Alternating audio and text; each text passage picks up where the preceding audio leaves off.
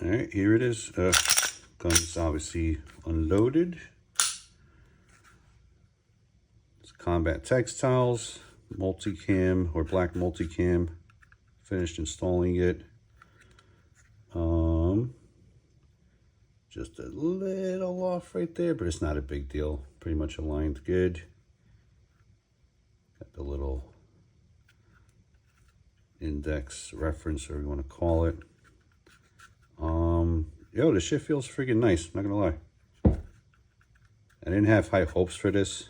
I mean, it looks cool and everything, but it's got like that fabric-y feel. But I don't know, like when I'm holding it right now, I'm gonna do some dry firing and stuff, and I can't wait to get to the range to really test it out. It feels good. Like it does feel like a little bit more grippy. So yeah, pretty cool. I don't know. Any of you guys have this or used Combat Textiles on your pistolas?